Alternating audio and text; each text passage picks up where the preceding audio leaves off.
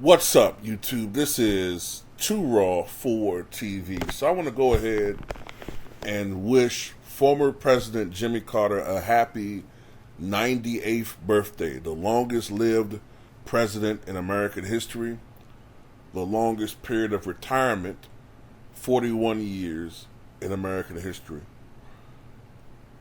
Wanted to wish him a happy birthday. He and his wife, Rosalind Carter, have been married, I think, something like 76 or 77 years. It's a remarkably long period of time. He was born October the 1st, 1924.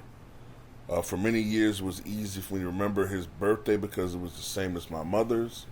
October the 1st, my mother passed away some years ago, but Jimmy Carter is still going strong.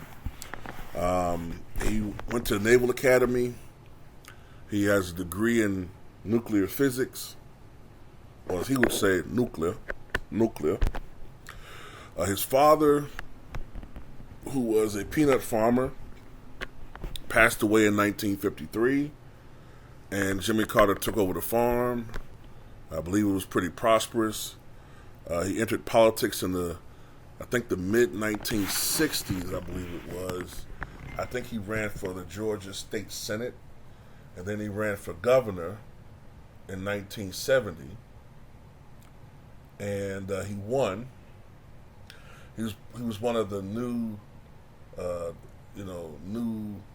age Southern governors at the time who were opposed to segregation, and wanted to do away with the old traditions of the South. He served one term, began running for president as early as late 1974. He ran at the right time for someone like him. The GOP was in disarray after Watergate. He ran as an outsider, which was a benefit at that time. He was going up against a relatively weak incumbent in Gerald Ford, who had never been elected president nor vice president, the only one to never be elected to either office. And Jimmy Carter won, even though he should have won by a bigger margin. The election was close. He got 50% of the vote to Ford's 48%. Won the Electoral College 297 to 240 with one elector. I think it was in Washington voting for Ronald Reagan, I think it was. But anyway, we all know that Jimmy Carter's presidency was less than subpar,